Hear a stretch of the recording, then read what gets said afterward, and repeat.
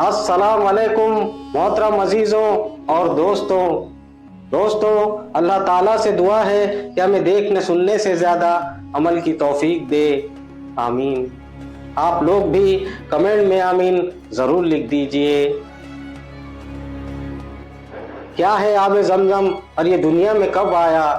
आब ज़मज़म की हकीकत दोस्तों आज हम जानेंगे आब ज़मज़म के पानी के बारे में। ये दुनिया में कब आया और इसे मुसलमान आब ज़मज़म कहते हैं। आज हम इसी के बारे में जानेंगे कि क्या है आब ज़मज़म और ये दुनिया में कब आया और इस पानी को पीने के क्या फ़ायदे हैं। हज पर जाने वाले मुसलमान क्यों लाते हैं आब ज़मज़म? क्या है आब ज़मज़म की हकीकत, आइए जानते हैं। एक दिन अल्लाह के नबी को अल्लाह की तरफ से यह हुक्म हुआ कि ऐ इब्राहिम अपने बीबी हाजरा और अपने दूध पीते बेटे इस्माइल को लेकर अरब की तरफ चले जाओ, यहाँ कोई भी आबादी न हो। यह हुक्म सुनते ही अल्लाह के नबी हज़रत इब्राहिम अलैहिस्सलाम अल्लाह के हुक्म के मुताबिक अपने बीबी हाजरा और अपने प्यारे बेटे इस्माइल को लेकर अरब की तरफ सफ़र शुरू कर दिया। सफ़र करते हुए हज़रत इब्राहिम अलैहिस्सलाम सफ़ा और मरवा नाम की दो पहाड़ों के बीच में रुक गए, जहां उस वक्त न कोई इंसान था न कोई परिंदा। हज़रत इब्राहिम अलैहिस्सलाम अपनी बीवी और अपने बच्चे के पास थोड़ी सी खजूरें और थोड़ी सी पानी मस्कीज़े में रखकर उन्हें वहां छोड़कर वापस जाने लगे। इतने में बीबी हाजरा आपके दामन को पकड़ती है और कहती है, ऐ इब्राहिम आप हमें यहाँ क्यों छोड़ रहे हो? हज़रत इब्राहिम अलैहिस्सलाम ने फरमाया, ऐ मेरी बीवी, ये अल्लाह का इम्तिहान है कि मैं अपने बच्चे इस्माइल और अपने बीबी हाजरा को यहाँ अकेला छोड़कर वापस चला जाऊँ। ये सुनकर बीबी हाजरा मुस्कुराती है और कहती है, ये अल्लाह का हुक्म है तो यकीनन अल्लाह हमारी हिफाजत करेगा। ये सुनकर हज़रत इब्राहिम अलैहिस्सलाम वहाँ से रुखसत हो गए और फरमाने लगे, अल्लाह तेरे घर के पास जहाँ ना पानी है और ना कुछ खाने को, उस जगह पर मैं अपनी प्यारी बीबी हाजरा और इस्माइल को छोड़कर जा रहा हूँ ताकि तेरे घर रोशन हो जाए और तेरी इबादत हमेशा यहाँ होती रहे।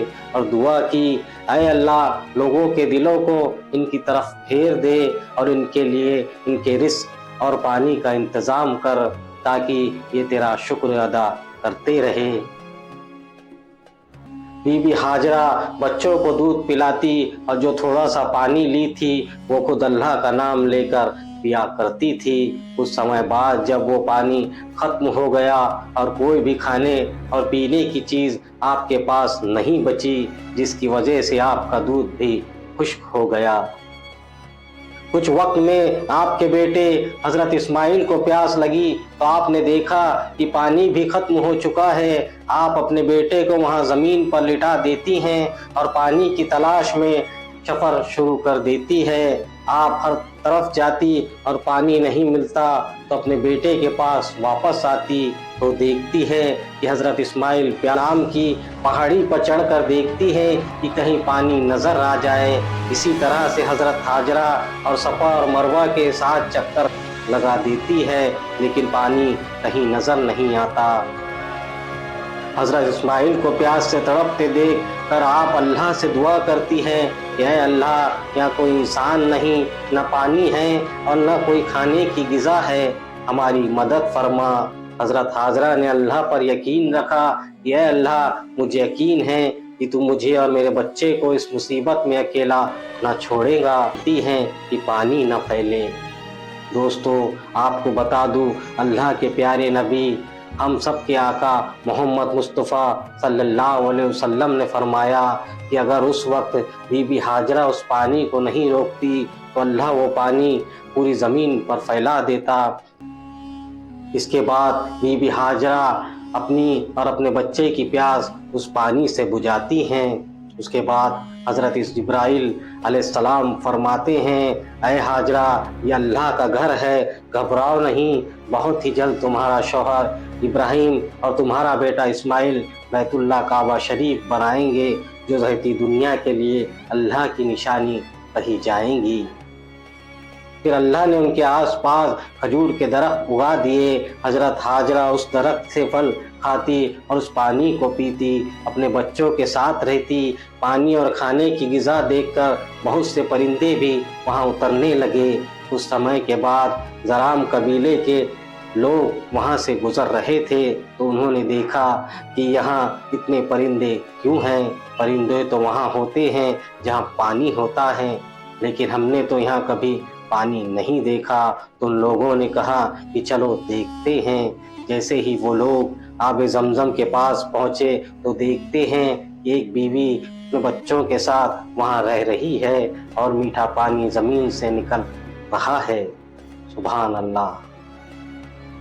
بی بی ہاجرہ نے آب زمزم کے معجزے کا واقعہ ان سبھی لوگوں کو بتایا اور وہاں موجود سبھی کہنے لگے ہم تسلیم کرتے ہیں کہ اللہ کی خاص رحمت اس زمین پر ہے۔ پھر لوگوں نے بی بی ہاجرہ سے کہا کہ آپ ہمیں اجازت دے دے تو ہم بھی یہاں رہنے لگے، اور اس طرح اجازت پاتے ہی وہ لوگ رہنے لگے اور اپنے قریبی لوگوں کو بھی وہاں بلانے لگے۔ اسی طرح اللہ نے اپنے گھر کی زمین کو آباد کر دیا۔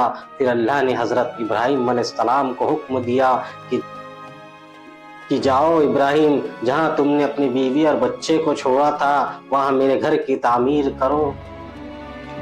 اس کے بعد حضرت ابراہیم علیہ السلام اور حضرت اسماعیل علیہ السلام نے کعبہ شریف کو تعمیر کیا۔